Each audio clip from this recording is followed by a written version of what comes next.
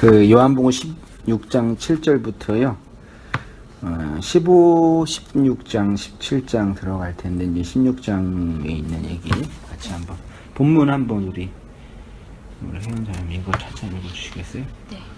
그러나 내가 너희에게 실상을 말하노니 내가 떠나가는 것이 너희에게 유익이라. 내가 떠나가지 아니하면 보혜사가 너희에게로 오시지 아니할 것이요 가면 내가 그를 너희에게로 보내리니 그가 와서 죄에 대하여 의에 대하여 심판에 대하여 세상을 책망하시리라.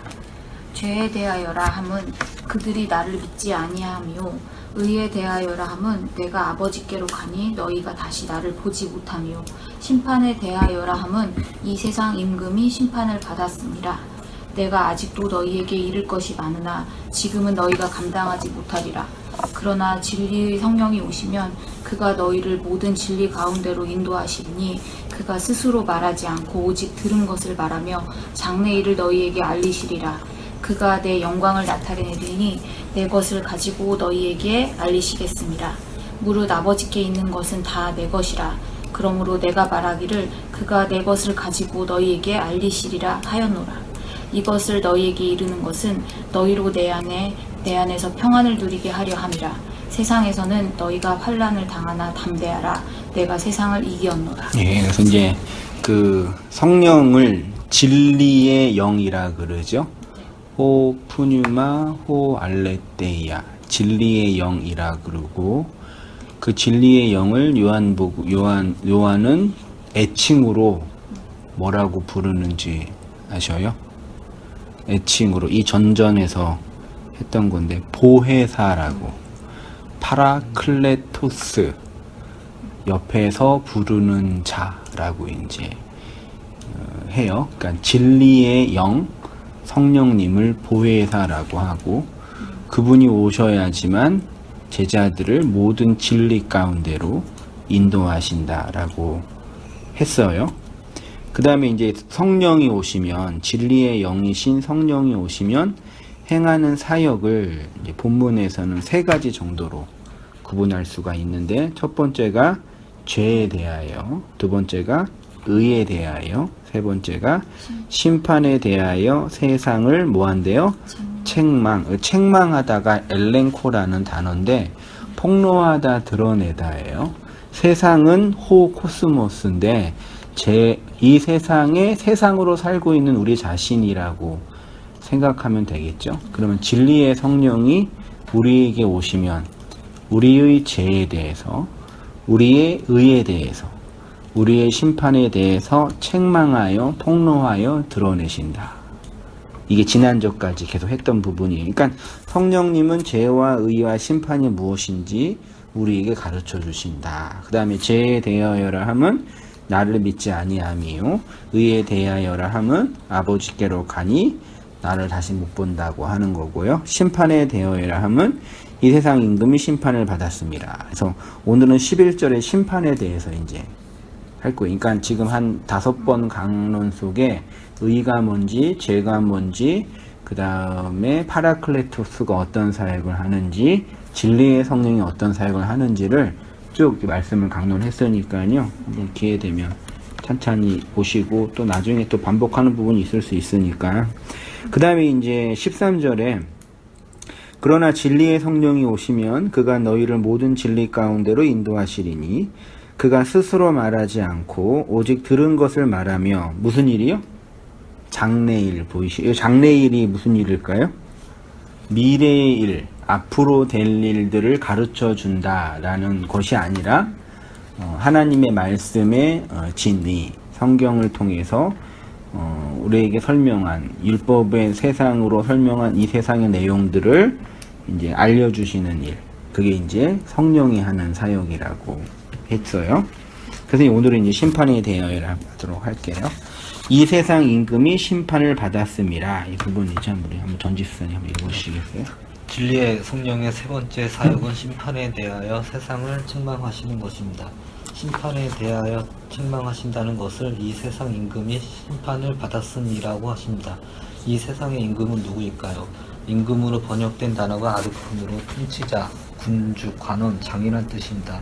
그러면 본문이 말하는 이 세상 임금은 누구일까? 아르콘이 비유하고 있는 임금은 이 세상의 왕으로 살고자 하는 우리 자신의 모습을 비유한다 할 수 있습니다. 그러니까 세상 임금 심판이 받았잖아요. 지금은 임금 없죠.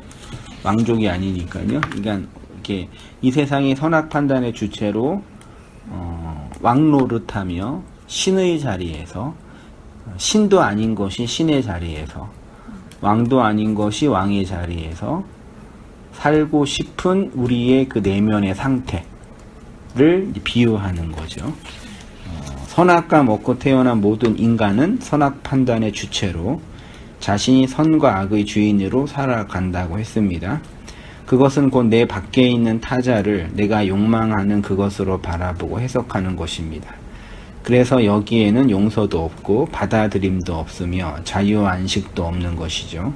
이렇게 살아가는 자를 성경은 세상 임금이라고 하고요.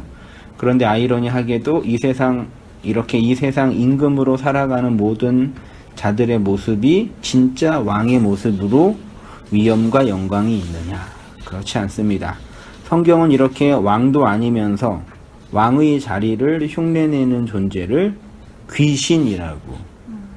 귀신이 가지고 있는 원어적 의미는 악한 말에 사로잡혀 있는 자. 많이 했었죠. 거짓된 말에 사로잡혀 있는 자. 그 귀신이 예수님 당대에는 주로 어디에 있었냐면 시나고게, 회당에 있었어요. 꼭 회당에서 예수님께서 말씀을 다 가르치신 다음에 귀신을 축사하셔서 악한 귀신을 몰아내는 장면이 나오거든요. 그 말은 뭐냐면 율법을 가르치는 회당 안에 악한 말에 사로잡혀 있는 귀신들이 있다. 그거를 이제 설명해 주는 거라고 생각이 돼요. 귀신은 우리 오늘날처럼 뭐 홀령이나 이렇게 그런 존재가 아니라 거짓된 말에 사로잡혀 있는 이 세상의 모든 사람들의 그 상태. 그 귀신은 귀신을 움직이게 하는 내적인 에너지가 뭐겠어요? 길 가다가 귀신을 만나면 귀신이 귀신된 이유가 뭔지 아세요? 그리고 전설의 고향 많이 나오잖아요. 네. 막 그 원한 한 그렇죠. 분노, 원한. 막 이런 거. 그 귀신을 만나면 뭘 풀어줘야 돼요? 하늘 풀어줘. 그 하늘 풀어주면 나한테 해코지를 안 해요. 그러니까 귀신이, 그러니까 결국 이제 귀신이 고대 시대 메타포 하는 거는 그 시대의 원한들, 그 원통하게 살아가고 죽었던 자들의 그거를 이제 비유로 설명하는 거죠. 귀신이라는 개념 자체가 한이 있는 거죠. 그걸 오늘날 용어로 하면은 용서하지 못한 사람. 그게 이제 오늘날 심리학적 용어로는 뭐 상처. 그죠. 그래서 자신을 용서하는 그 상태가 되지 못한 사람들의 그 내면이 귀신인 거죠. 그 귀신을 움직이는 가장 중요한 에너지 자원은 한이에요. 이 세상에서 한을 가지고 사는 거죠. 구천을 떠들고 있는 귀신이죠. 예수님이 오셔서 그 한을 풀어준 거죠. 당신의 단번에 드리는 희생제사로. 내가 죽었어. 그러니까 퉁치고 가. 그게 이제 사실 구원인 거죠. 예수님을 만나면 그 한이 해결되는 거죠. 그 용서의 문제가. 용서가 물론 이제 여기 다양한 이제 현실적인 질문이 있겠죠. 나는 그 용서 받았고 용서했는데 여전히 그 안으로 살고 있습니다. 그럼 뭡니까? 뭐예요? 용서 받으셨어요? 그러니까 안 받았다고도 하기도 그럼 그렇고. 애매하죠.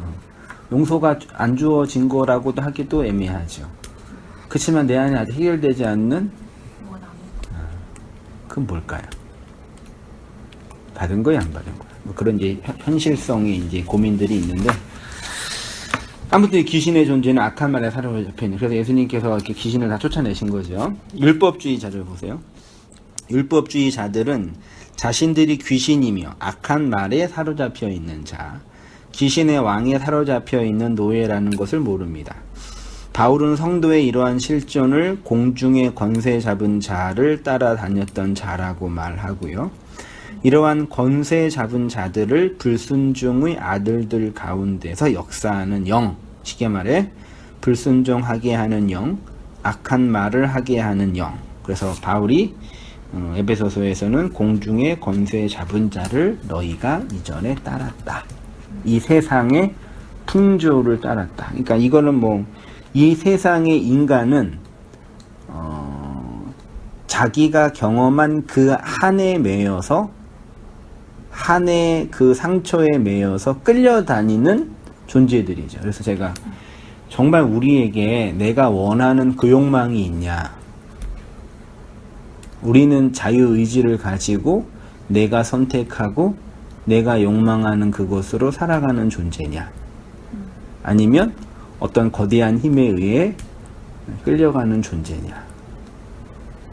라고 이제 묻죠. 어때요? 많이 영향받아요. 많이 받아요. 해운 자매가 원하는 걸 하고 있어요?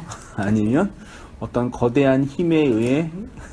제가 원해서 하는 건 하나 거의 없는 것 같아요. 그래요? 거의 없어요. 그러니까 제가 그 상황에서 가장 뭐랄까 합리적이라고 얘기해야 되나? 가장 그 현실성 있는 선택을 하는 거죠.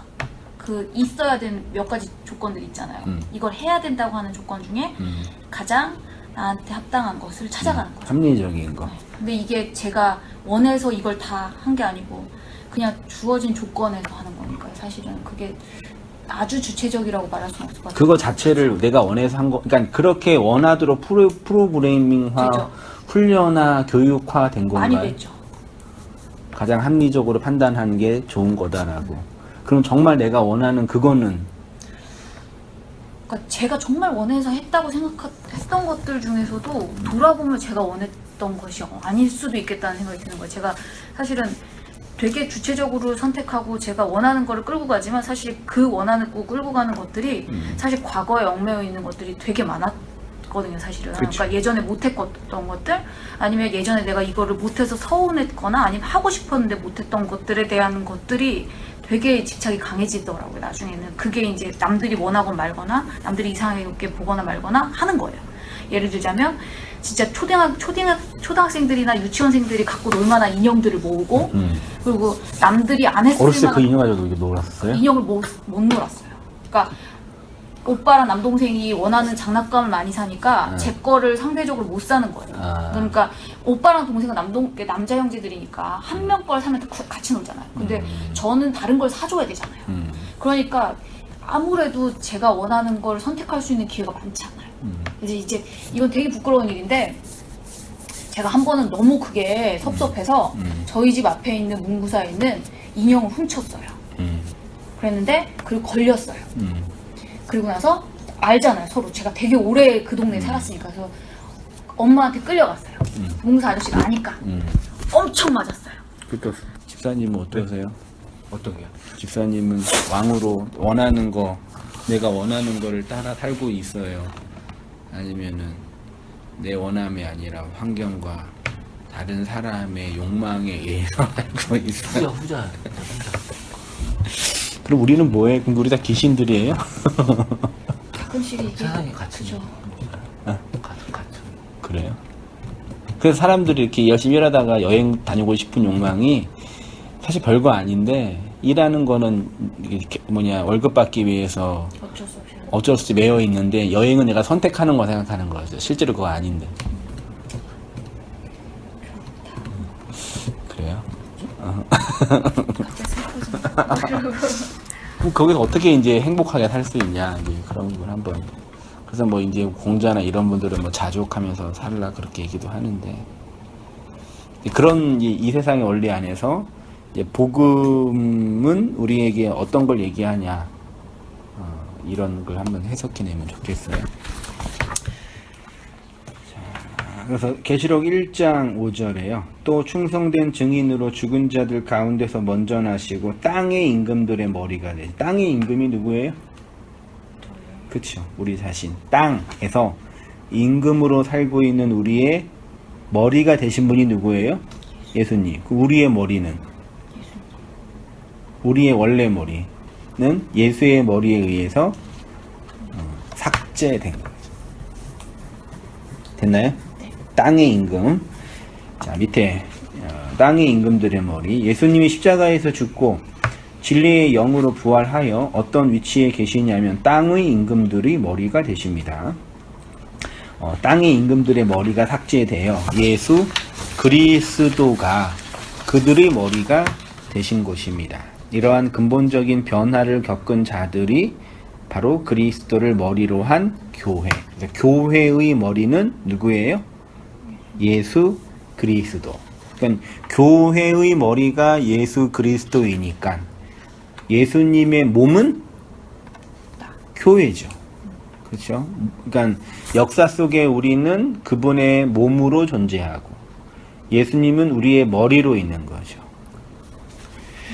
자, 그리스도의 몸이요. 이렇게 이 세상 임금으로 살아가던 자가 자신의 영의 심판을 받으면, 진리의 영의 심판을 받으면 어떻게 되냐?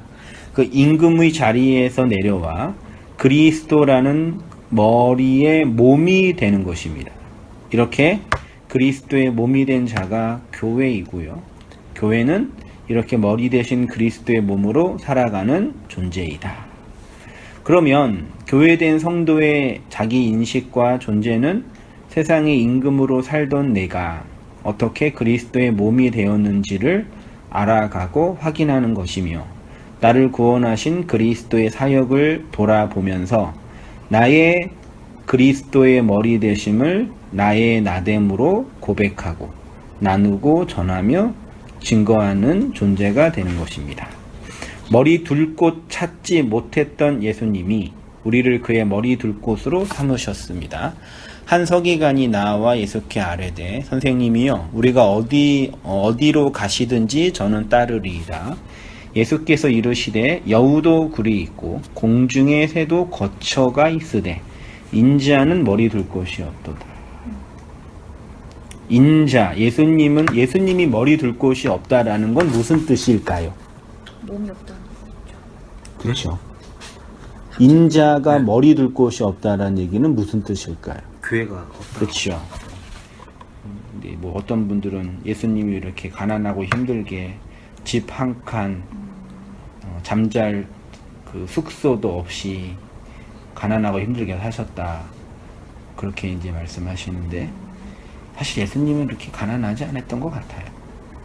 그렇죠? 예, 호지하는 속옷 그게 엄청 비싼 거. 또 한 번 설교에 막 수십만 명이 모였는데, 지금 수십만 명 교회 담임 목사 생활비. 아유, 예수님이라고 뭐, 나 많이 안 받을래 그랬을까? 사회적으로 항상 헌금 냈을 거 아니에요. 기부금으로, 헌금으로, 감사헌금으로 돈이 쌓이지 않았을까요? 그걸로 성교헌금도 하고 막 가난한 사람 돌봤을 거 아니에요. 그러니까 예수님이 살 집이 없었다, 그런 건 이제 말도 안 되는 신파적인 언어고요.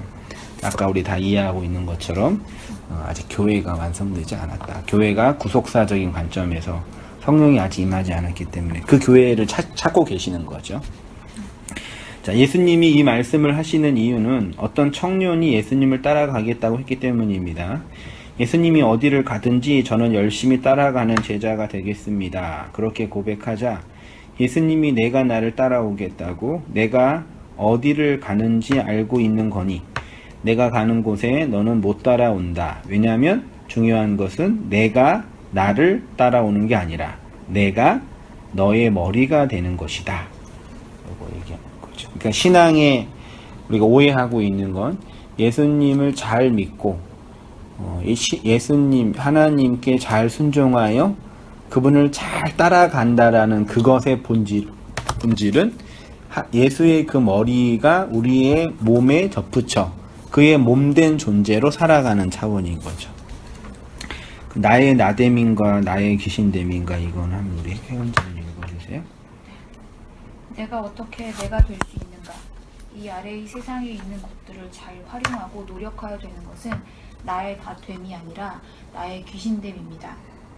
사람들은 자신이 조금 더 노력하고 했으면 지금보다 더 나은 생활, 나은 환경, 나은 어떤 것을 얻을 수 있을 것이라고 생각하는데, 사실 그것은 모두 비교 상대적 차원에서의 나음이지 절대적인 가치의 실현은 아닙니다.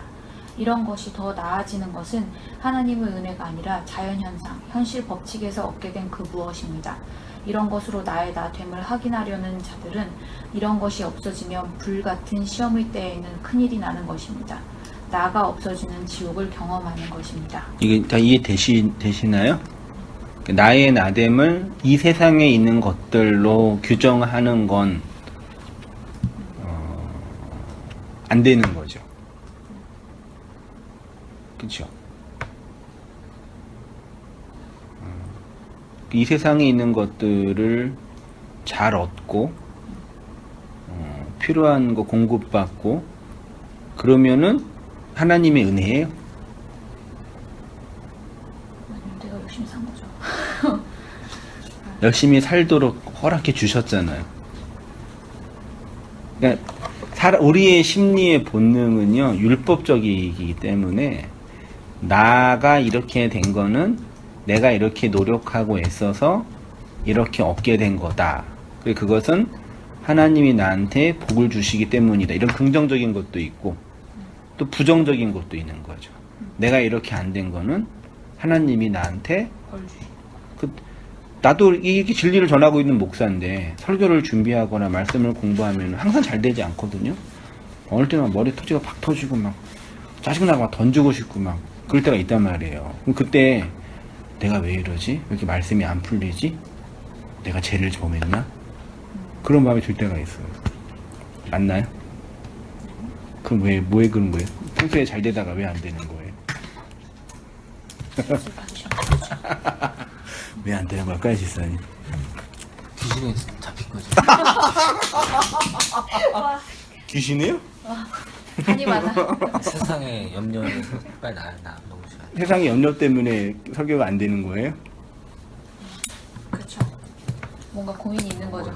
여러 가지. 되게 새로운 답인데. 그러니까 보세요. 제 예를 비면은 설교 준비, 말씀 공부라는 차원의 행위가 있고 이것이 안 되는 이유를 다른 데서 찾는 거예요. 우리 본성이라고요. 이게 안 되는 건 그냥 안 된 거예요. 뭐 왜 안 되냐? 그럼 뭐 스트레스를 받아서 혹은 피곤해서 혹은 그냥 본문이 어려워서 모르는 거 투성이라서 그러면 원인이 바르게 분석이 된 거잖아요. 그럼 해결할 수가 있어요. 근데 우리는 이 원인을 여기서 찾아. 내가 죄를 범했나? 이 사역을 하나님 기뻐하지 않으시나? 그게 자의적 성경 삶의 해석이라니까요. 근데 이게 그냥 본능이에요. 내 진리를 말하고 묵시 패러다임적인 내용들을 얘기하고 있는 목사인 나도 저도 그 내용을 하기 위해 설교를 준비하고 있는 나를 그렇게 판단됩니까요? 무섭지 않나요? 제가 이 정도인데 성도님들은 오죽하겠어요?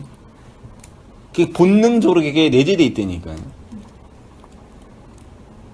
일이 잘 되고 성공할 때는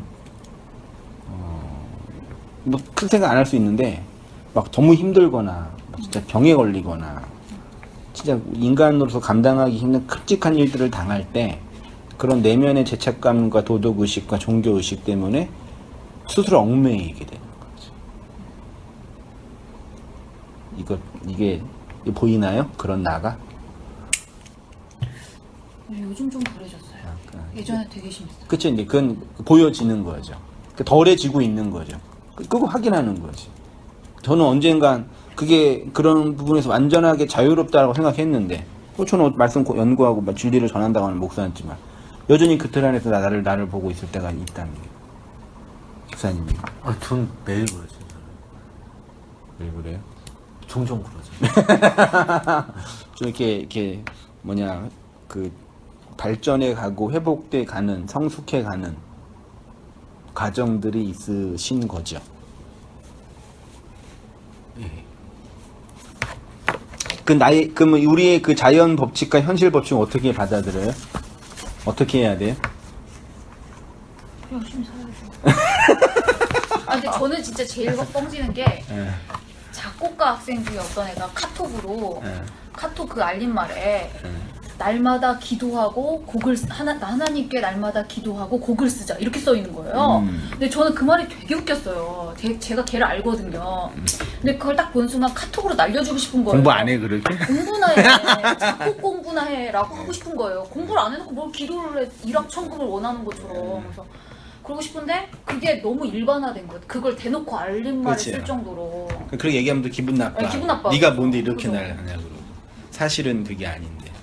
그게 되게 보편화된 우리의 종교라고 이게 포장된 왜곡된 자의적 해석인 거지.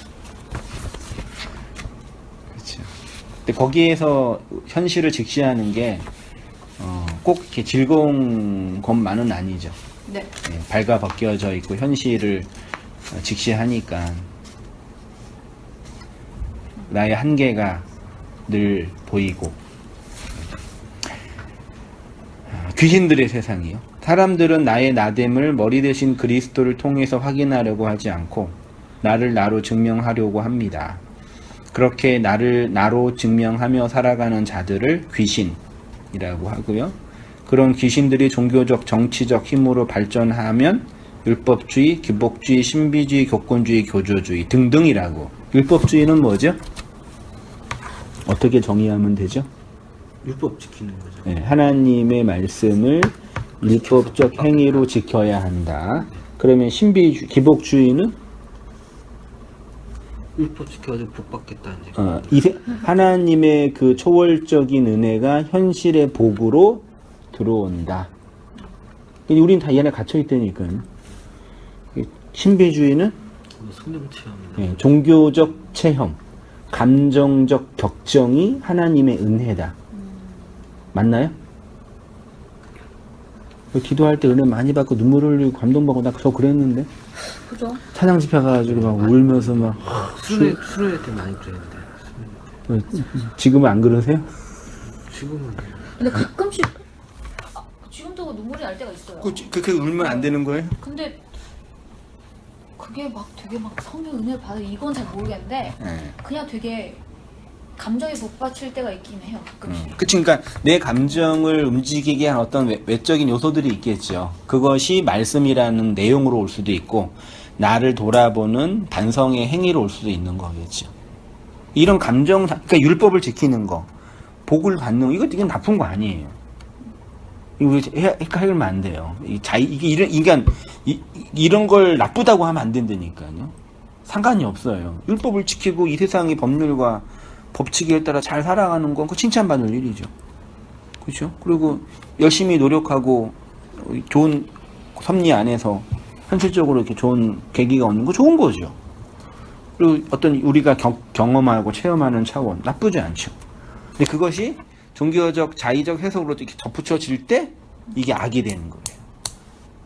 2차선에서 가는 차랑 2차선에서 가는 차는 문제가 아니죠. 각자 자기 길 가는 거잖아요. 사고가 어디서 많이 나요? 교차로에서. 둘 다 자기 길을 가는데 이게 부딪히면 사고 나는 거예요. 신비주의, 교권주의는 먼저 혹시 들어봤어요? 교권. 뭐 그런 거 아니 카톨릭 같은. 예, 종교적 권력이 하나님의 은혜를 대신한다. 그죠? 그 교전은 먼저 들어봤어요? 교조주의. 이단 같은 느낌. 교전은 뭐냐면 교리.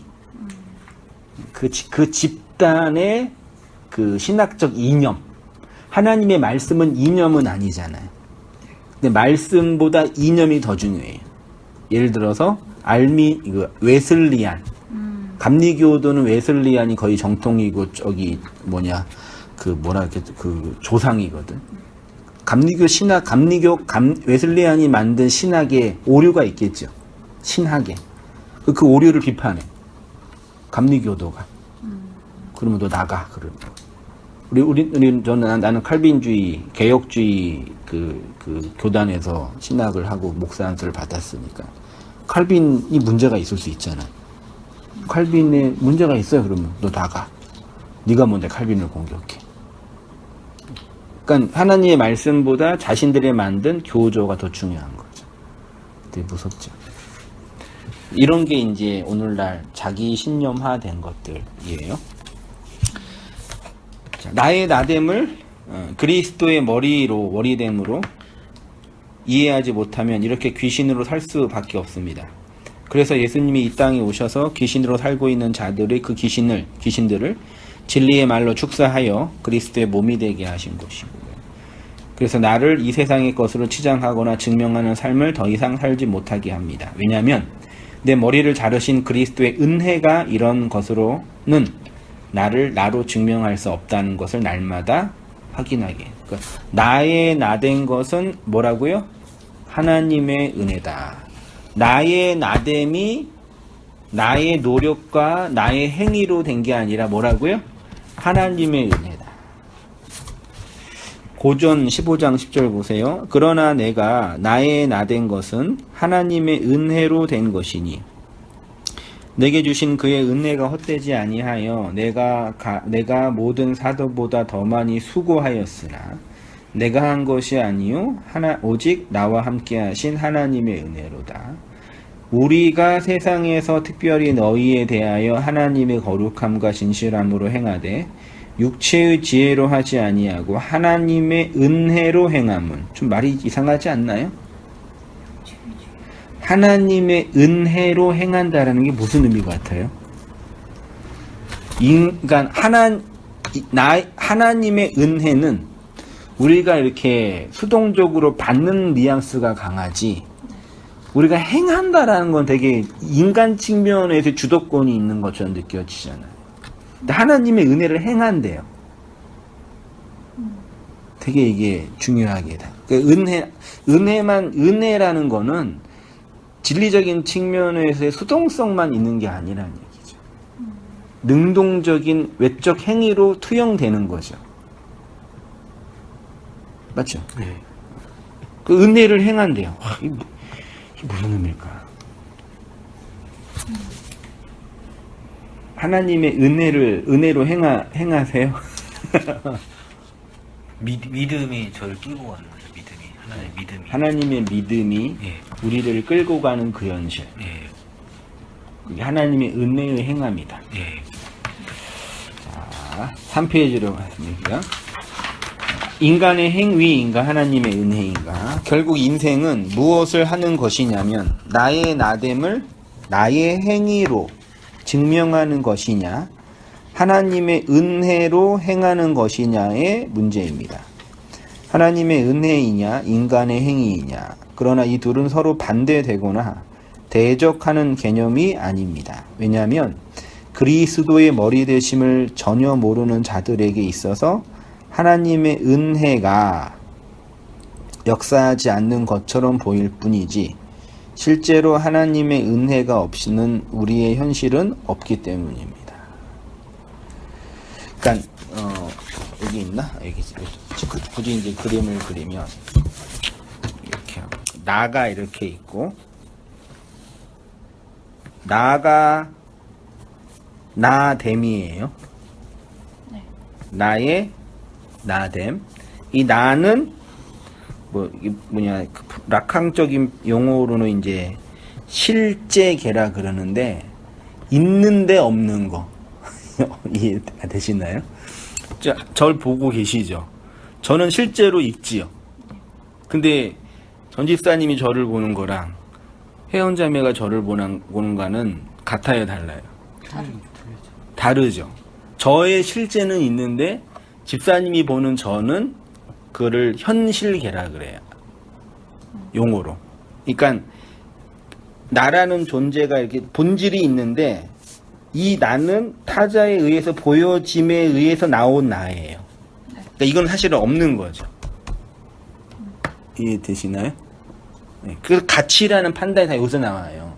어떤 사람에게는 그냥 장난감인데 나의 그 실제의 그 현실의 경험 속에서는 그게 1000만 원의 가치가 있는 거예요.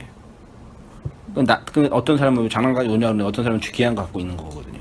그렇죠. 그러니까 나는 실제로 있는데 나됨으로 설명되지 않으면 나는 아닌 거죠. 좀 이해 좀 되나? 내가 더 잘 설명했으면 좋겠는데 아무튼 그래요. 그래서 나를 나로 설명하는 다양한 외적인 그걸 이제 실제라 그래요. 현실이라 그래요. 현실계라 그래요.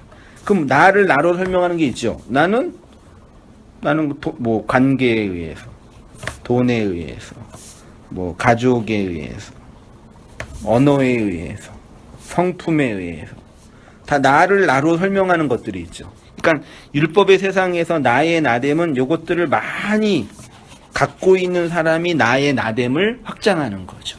이게 생물의 본능이거든요. 근데 나의 나됨을 이런 것들을 갖고 있는 사람은, 존재는 이것들이 나중에 어떻게 돼요? 삭제당해요. 점점 역사와 시간 속에 가면은 이것들이 이제 점점 없어지는 거죠. 그리고 이게 다 없어져서 이제 나로만 설명하는 그나만 남는 거예요. 근데 이 나를 하나님의 은혜로 설명하지 않고 요런 것들로 설명하는 사람은 요게 다 없어질 때 나는 하나님의 은혜로 된 나가 아니라 요런 걸로 만들어진 나니까 이게 없어지면 심판인 거죠. 그렇죠. 세상은, 율법은 나를 증명하는 방식은 이런 것들이, 이런 걸 많이 키워라. 하나님이 너한테 복주시 많이 준다. 요걸 많이 갖고 있는 사람이 성공한 사람이야. 근데 복음은 이런 것들은 네가 노력하고 애써서 많이 얻는 차원 정도가 아니라 그냥 주어진 거죠. 저는 운명론자는 아닌데 40살 되니까 요즘 들어 느끼는 게 어느 정도 이렇게 정해져 있지 않으니까. 그죠. 우리 첫째 아들이 공부를 열심히 하는데, 그러니까 공부에 이렇게 있잖아요. 모든 걸 다 잘하는 애들. 수학, 영어 잘하면은 음악이나 체육을 못해야 되잖아. 다 잘하는 애들. 진짜 특이한 애들이 있어요. 걔네는 진짜 말하자면 우리나라 애들이 스카이나 서울대 갈 그런 애들이잖아요. 걔네들을 볼 때 느끼는 거예요, 걔가. 나랑 다르구나. 걔도 못하는 건 아닌데 항상 그런 게 느끼는 거예요. 그래서 이제 하늘에 공부 머리는 이미 정해진 것 같다고. 좀 일부 있는 것 같긴 해요. 근데 내가 보더라도요, 어느 정도 다 그 유전자적인 DNA에 의해서 어느 범주, 완벽하게 딱 어느 범주는 정해져. 맞죠? 특히, 그러니까 거의 태생적으로 타고나는 것 같아요. 어느 정도의 그 사람의 뭐 인생 이윤. 그래서 이거 실제로 그 유전학자들이 이렇게 게놈 프로젝트 해가지고 인간 게놈 연구해가지고 이 DNA만 잘 연구하면 이 사람이 어떤 사람들이 다 보인다며요. 네. 몇 살에 안 걸리고 몇 살에 죽을지. 그래서 미리 그 DNA를 이렇게 손봐가지고 수술하고 다. 그게 진짜 된다고 나중에 될 것 같아요, 진짜 발전하면은. 그러니까 우리의 유전자적인 정보가 그 조상들 받은 것부터 흘러나오는 거죠. 그래서 이 세상에서 우리가 이렇게 나의 나됨으로 갖고 이런 것들이 있잖아요. 이런 것들은 범위는 정해져 있지 않을까. 제가 아무리 노력해도 이건희처럼은 돈 못 벌 거 아니에요. 맞나요? 맞죠? 우리 준이가 아무리 열심히 공부해도 그 미국의 아이비리그 가는 애들처럼 그런 천재 수준은 못 될 거 아니에요. 될 수 있을까? 다시 태어나죠. 이제 그런 거, 경제적인 원리도 그런 부분이 있고, 성품도, 낙천조로 태어난 아이가 갑자기 예민해지고, 그건 거의 정신질환적인 트라우마가 있지 않은 이상 불가능해요. 예민한 사람이 갑자기 막 낙천적이게 되고, 그 문제 있는 거지. 그러니까 우리가 갑자기 변할 때 너 됐다 그러는 게, 사람 그렇게 안 변하고 싶지. 그러니까 어느 정도의 이게 주어진 거다. 우리가 받을 수 있는, 인간이 태어나면 그 사람이 사는 어떤 연수나 이런 것이, 그래서 뭐 점괘나 토종 비결이나 이런 것도 다 그런 거 보는 거잖아요. 어떻게 생각하세요? 인정이 안 되세요? 네? 일정 부분 맞는 거 아니, 안 되셔도 돼요. 제 개인적인 사견이니까. 인생을 참 느끼는 건데요. 그러니까 우리가 이 땅에서 물리적으로 가질 수 있는 것들은 하나님의 복이고, 하나님의 저주라고 굳이 한다면 이런 유전자로 태어난 거죠. 굳이 뭐 저주라고 한다면. 근데 그건 저주는 아니잖아. 어떻게 장애인으로 태어나는, 뭘로 태어나는 하나님께서 그에게 나타나는 일이 있을 거라고 얘기하신 거니까요. 근데 우리는 그런 현실 속에서 이 세상의 구조 자체가 이런 것들을 잘 많이 가지고 있으면 하나님의 복 주시고 성공하고 사랑하는 어떤 증표라고 상정하고, 그렇지 않으면 저주받고. 그러니까 우리가 의기소침해지고 좌절하는 이유는 돈이 없어서 배고프기 때문에 우울한 게 아니라 돈이 없어서 돈이 없는 나와 다른 사람과 비교하고 그것이 하나님의 저주라고 상정하기 때문에 우울한 거예요. 맞나요? 그럼 진리는 뭐 하는 거냐면 돈을 많이 벌게 해서 넌 성공했어. 그걸 얘기해 주는 건 복음이 아닌 거죠. 그거는 이 세상의 자연 법칙인 거죠. 그것도 어렵지만 복음은 돈을 많이 벌게 해서 네가 이 한계를 극복해라. 이런 차원이 우리나라 복음이 산업화 시대를 겪으면서 진짜 거의 99%는 왜곡된 것 같아요.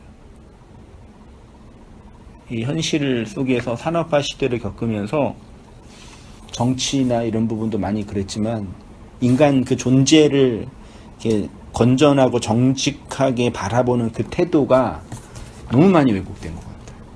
지금 우리 젊은 아이들이 중고등 애들이 아이돌 스타들 바라보면서 자기 욕망을 투영하는 것처럼 그 예뻐야지만 행복하다고 생각하는 거죠.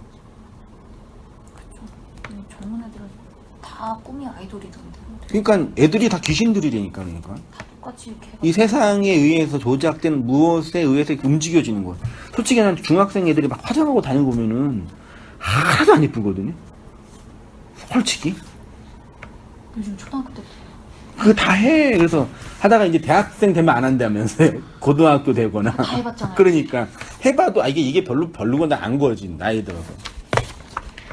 다 그러고 그 애들만 그런 게 아니라 이거는 뭐 나이 들어도 성인이 되고 40살 되고 50살 돼도 마찬가지인 것 같아요.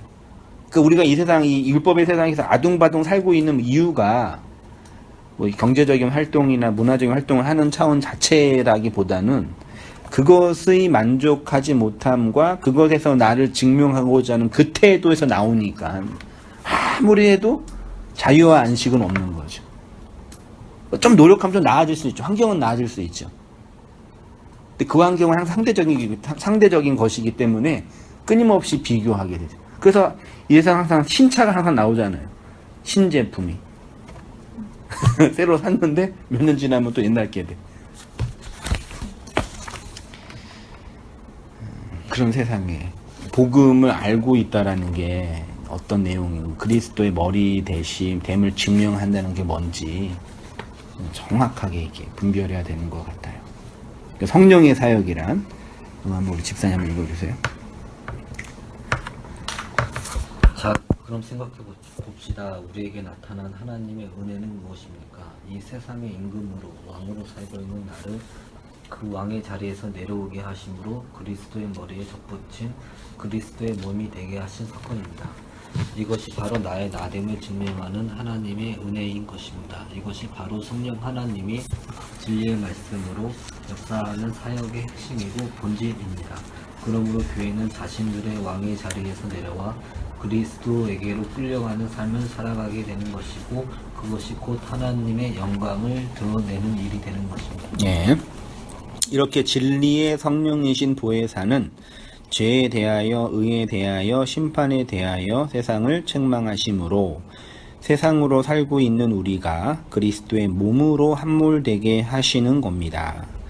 하나님은 이렇게 당신의 영광을 이 역사의 종말까지 이루시며 그리스도의 머리 둘 곳을 찾으십니다. 그래서 요한복음 16장 16절부터 마지막 절까지 그리스도의 십자가의 죽음에 대한 예언적 말씀을 쭉 16절부터 33절까지는 내용은 뭐냐면 나 간다.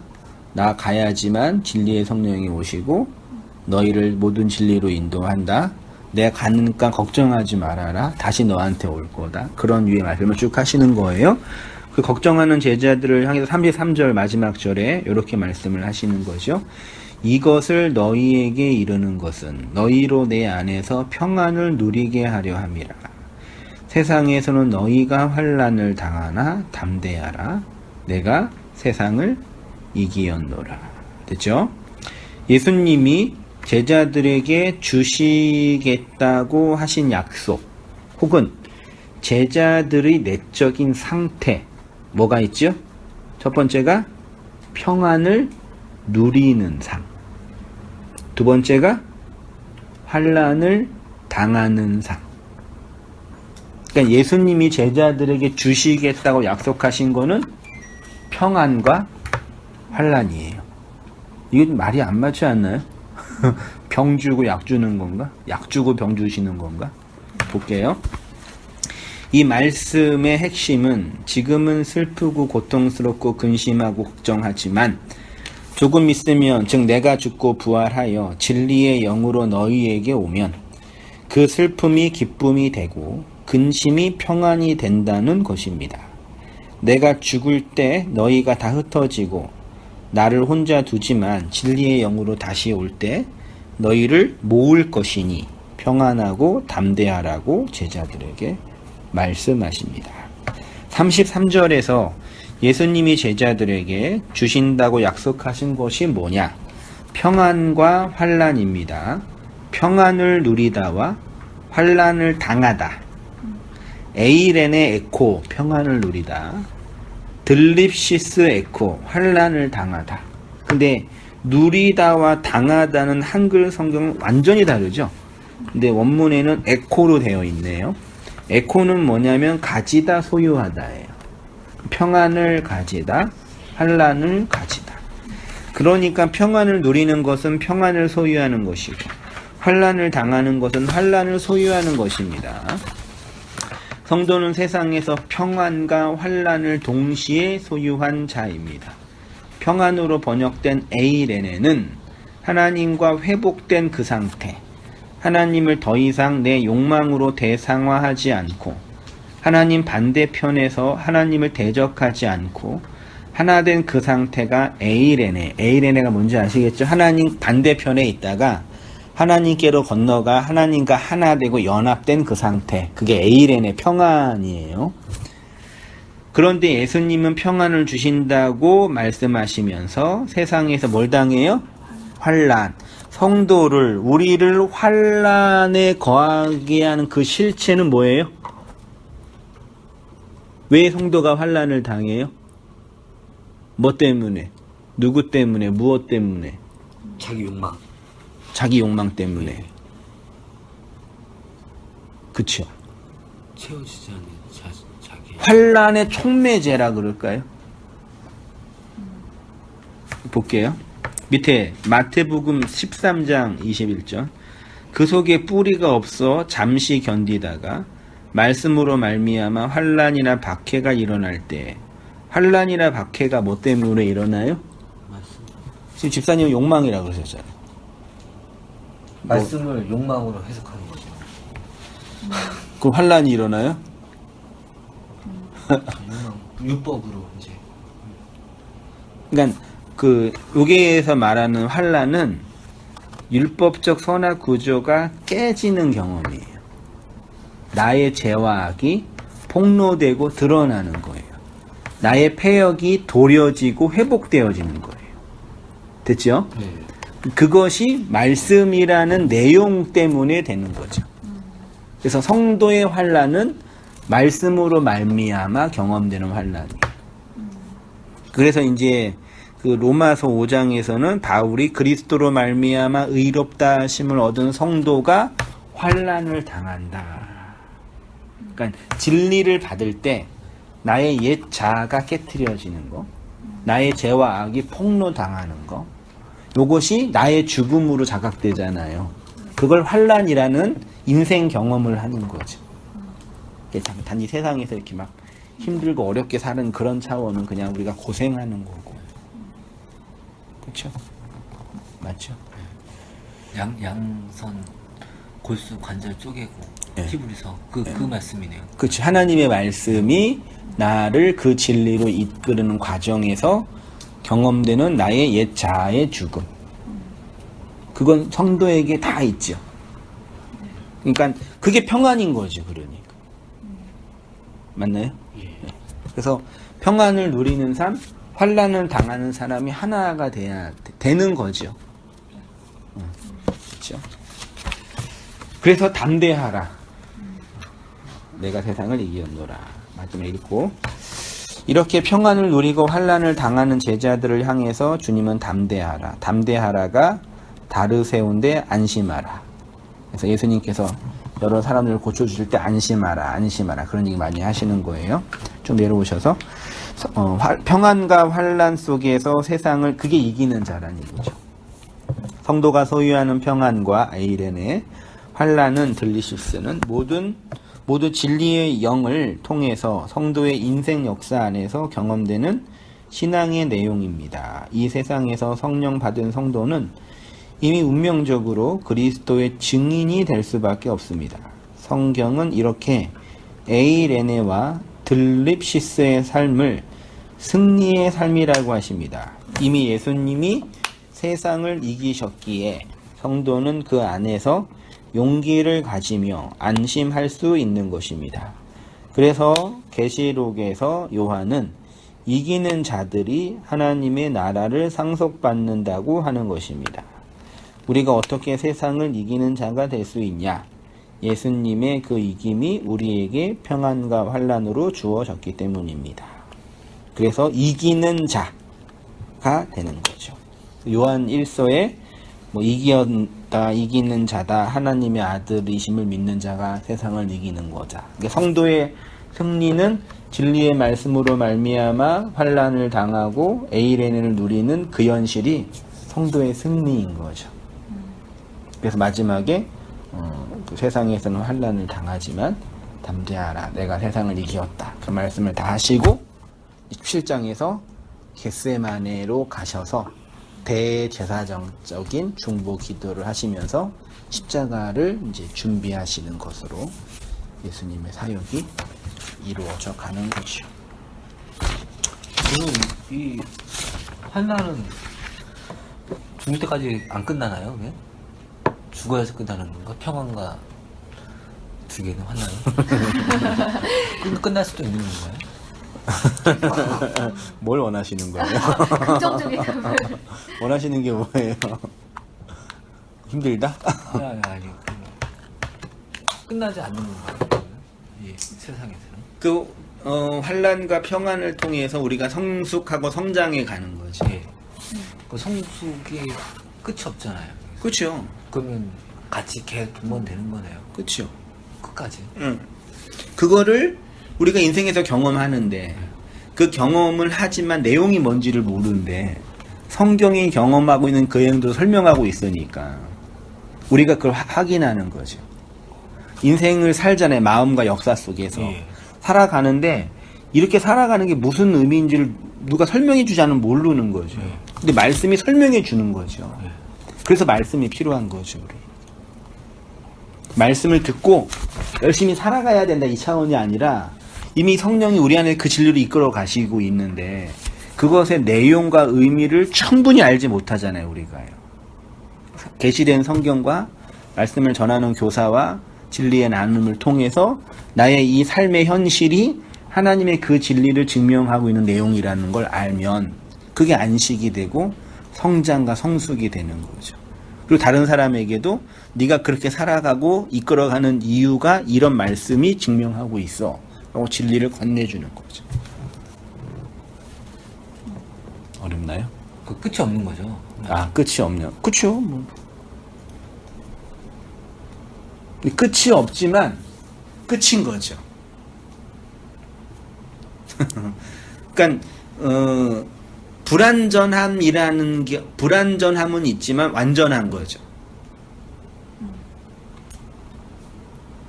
그 세상 사람들한테는 양심 이게 해석이 안 되는 거네요. 이 양심이 뭔 뜻인지.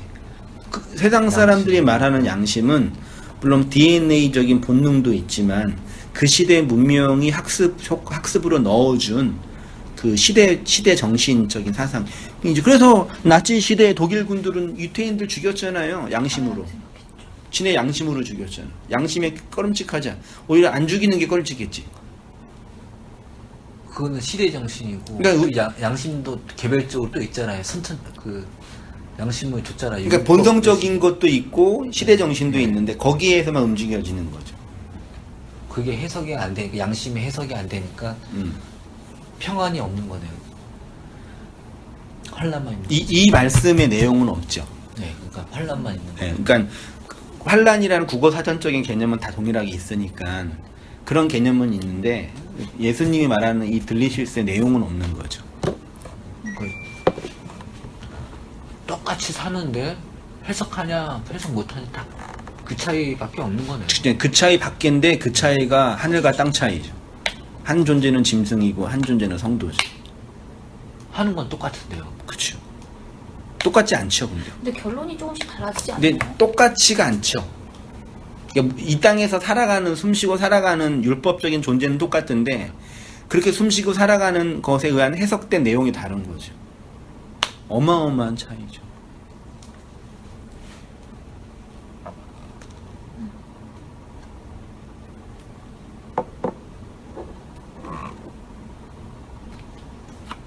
네, 지금 형제님은 한 줄 소감입니다. 네. 좋은 말씀. 간만에 성경 공부를 하네요. 좋네요. 간만에 하면 좋아요. 네.